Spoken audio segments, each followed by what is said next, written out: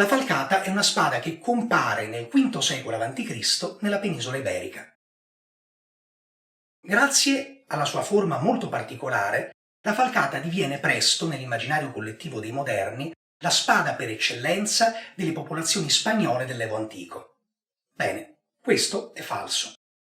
Infatti, se andiamo ad analizzare i reperti archeologici, scopriamo che la maggior parte delle falcate si trova in un'area molto ben specifica e delimitata della penisola iberica, ovvero la costa sud-orientale. Certo, vi sono modelli di falcata che sono stati ritrovati anche al di fuori di quest'area. Abbiamo alcuni reperti sporadici nella Meseta, nella Spagna centrale. Abbiamo delle evidenze anche relative alla Cantabria, ancora più a nord.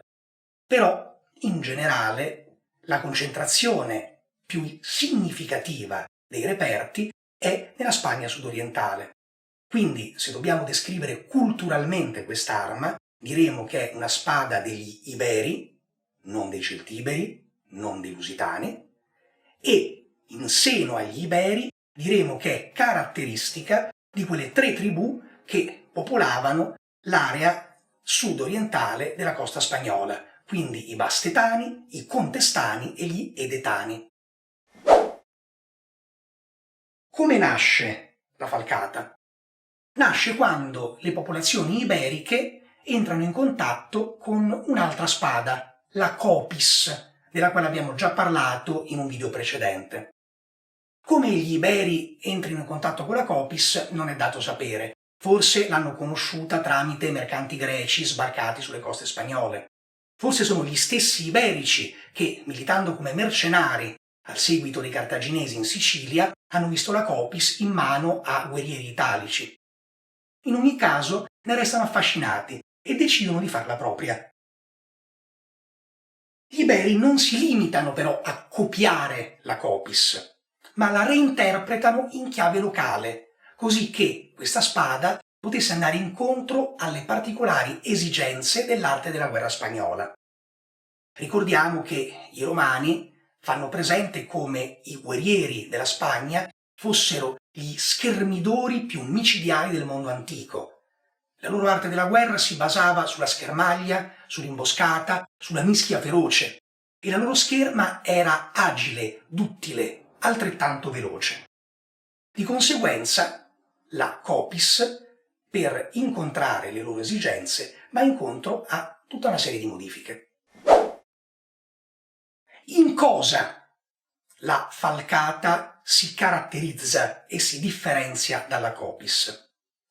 Affrontare questo discorso con questa riproduzione, realizzata da una casa produttrice indiana, la Deepika, è un po' difficile, poiché oggettivamente non si tratta di un reperto particolarmente ben riprodotto. Tanto per cominciare, la lunghezza. Le Copis erano lunghe mediamente 80 cm. La falcata era mediamente lunga 60 cm. La Deepika, per riprodurre questo modello, è andata a prendere come riferimento l'unica falcata di 70 cm mai ritrovata. Quindi si tratta di un modello atipico, molto più lungo di quella che era la media. In più, la Deepika ha riprodotto anche una spada con uno spessore decisamente eccessivo, che si riflette sulla pesantezza e la scarsa maneggevolezza dell'arma. Tutte cose che non erano proprio della falcata, che infatti viene realizzata più corta della Copis proprio per essere più leggera e maneggevole. Queste linee concentriche che vedete sulla lama non sono un vezzo estetico, ma si tratta di riporti di materiale che venivano effettuati proprio per rendere la lama ancora più leggera e maneggevole. Quindi, di nuovo, da questo punto di vista funzionale, sebbene esteticamente possa essere accettabile, questa riproduzione non è particolarmente corretta. Quali altre differenze vi sono tra la falcata e la Copis? Beh, intanto la Copis poteva essere o diritta oppure presentare una curva dolce. Invece, come vedete, la falcata presenta un angolo ottuso. Questo perché? Per sposarsi con un altro particolare, il più importante che la differenzia dalla copis. La falcata non è solo affilata su questo tagliente, la falcata è affilata anche su quello che si chiama filo falso. E questo perché? Perché anche un'affilatura in questo punto, unitamente con la particolare morfologia, era propedeutico ad un utilizzo non solo di spacco, ma anche di punta. E questo noi riusciamo ad evincerlo anche dalle raffigurazioni. Laddove la copis viene raffigurata nell'arte greca ed etrusca, principalmente nell'atto di essere utilizzata per portare ampi colpi di spacco, al contrario, i guerrieri iberici che impugnano la falcata sono spessissimo raffigurati con questa guardia, che evidentemente è propedeutica a dei colpi di punta.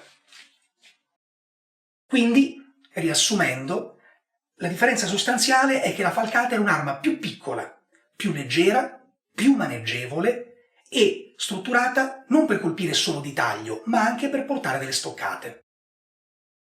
Un ultimo particolare, questo è principalmente estetico, la falcata riporta principalmente, nella sua elsa, la sagoma di una testa di cavallo, laddove invece la copis presenta una sagoma più appuntita che spesso si concretizza con una testa di uccello.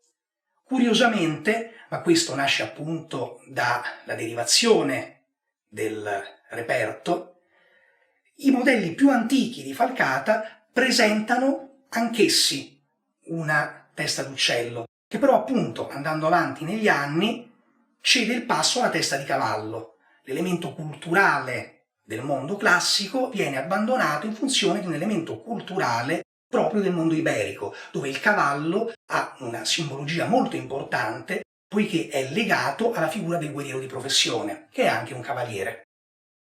La falcata dal V secolo a.C. viene utilizzata fino al I.